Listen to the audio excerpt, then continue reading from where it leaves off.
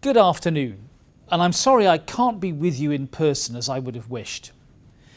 The Chartered Institute of Legal Executives has a great tradition of protecting its members' interests and developing the careers of budding lawyers. I'm therefore extremely grateful for the opportunity to speak to you today. I'm recording this message in my office here at the Ministry of Justice headquarters, and I know I speak on behalf of the entire department when I say just how grateful we are for all that lawyers on the front line have done to help keep the justice system moving over the last 18 months.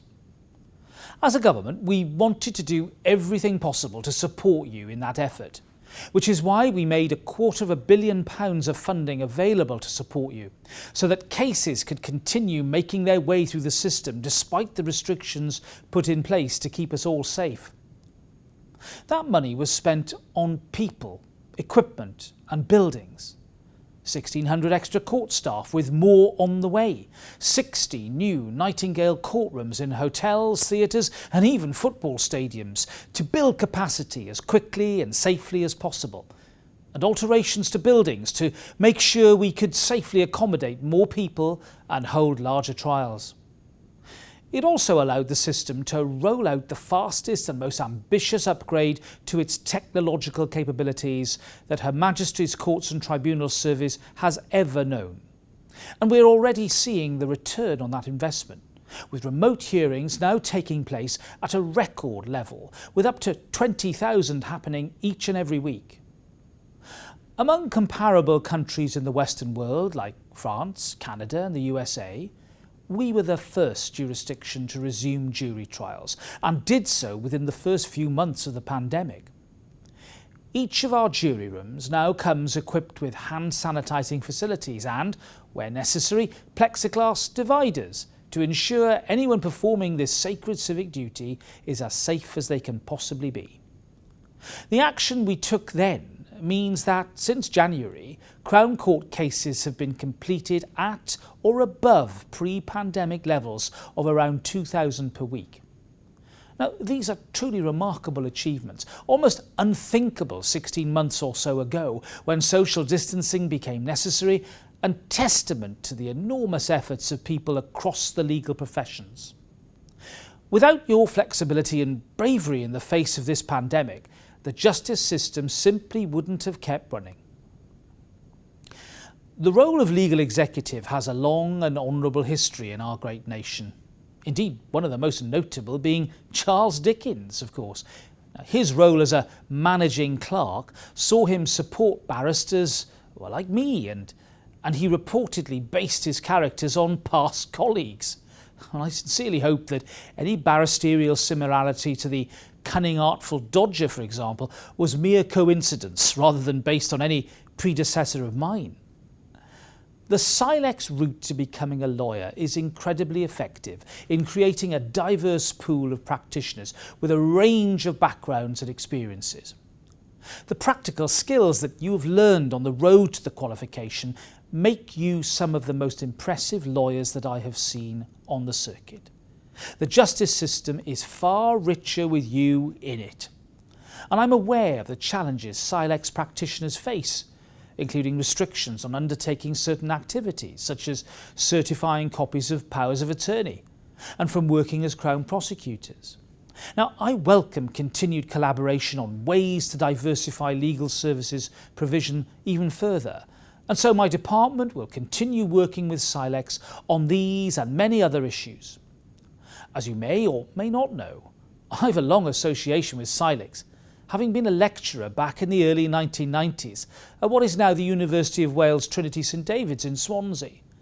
Now, my class was entirely female, women at various stages of their careers, who all qualified, some of whom went on to become solicitors, and none of them had come from what we would regard as a traditional legal background.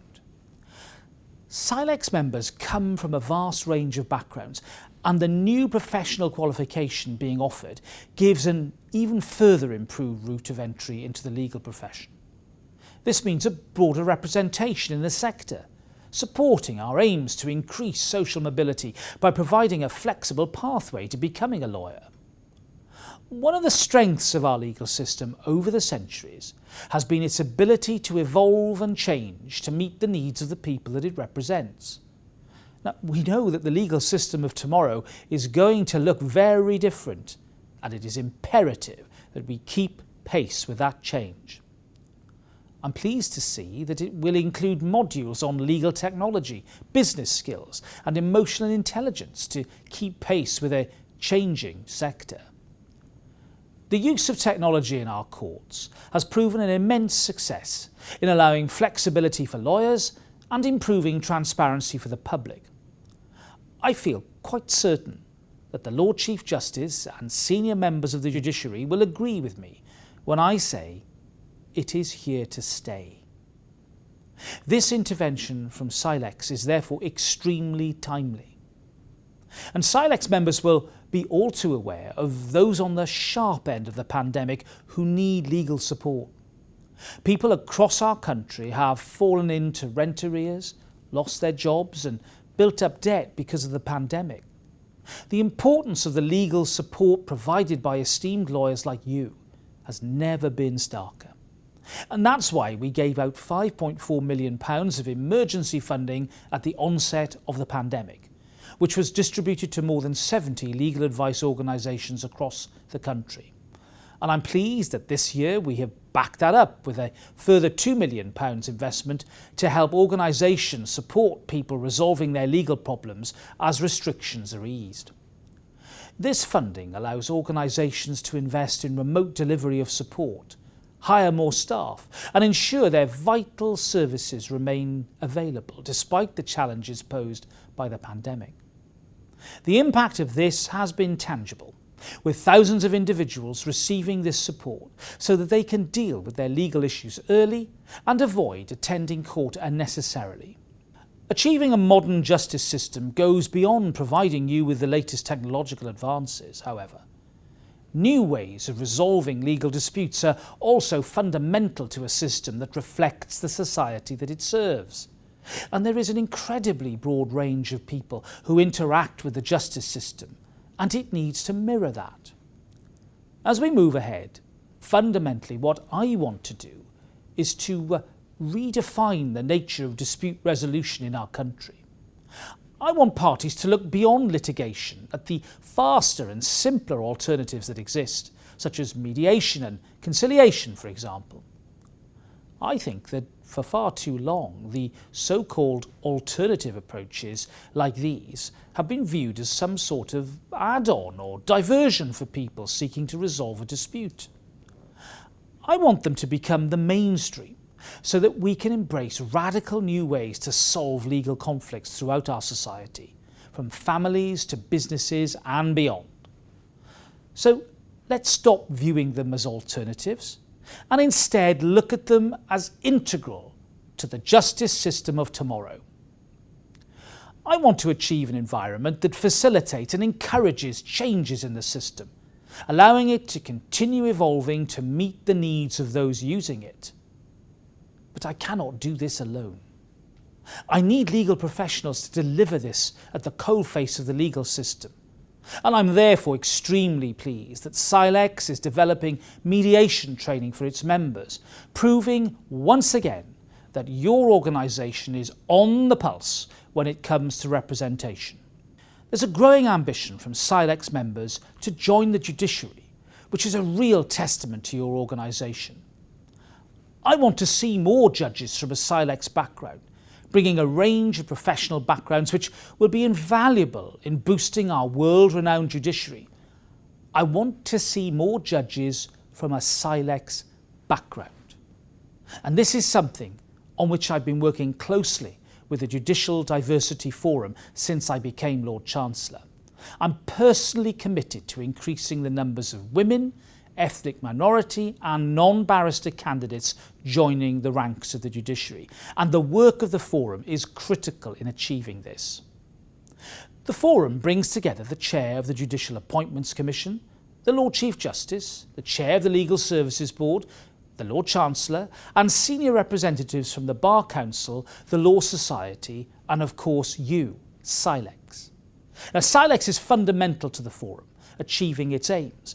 It was pivotal in our 2019 launch of the pre-application judicial education programme, which supports lawyers from underrepresented groups to feel more equipped, confident and prepared when considering applying to be a judge. I strongly encourage any of the audience considering applying for a judicial appointment to consider that programme. 5 judge-led discussion group courses have already been organised by CILEx as part of the programme, once again proving your credentials as an organisation dedicated to making progress on judicial diversity. Now, as a former part-time judge myself, I want to encourage those listening to take advantage of the judicial progression opportunities offered by CILEx. This country needs judges like you. So please do seek out the CILEx Judicial Development Programme if you've been thinking about it. It will provide you with a one-to-one mentoring service from judges and tailored support in preparing for judicial appointment applications. Once again, I am extremely grateful for the opportunity to speak to such an impressive organisation. Our shared endeavour to keep the justice system running during the pandemic could not have been achieved without you. It is this grit and determination that reassures me that our system is in safe hands. I look forward to seeing the ways in which you continue to contribute and to enrich our flourishing legal sector, and I wish you every success as you continue in your careers.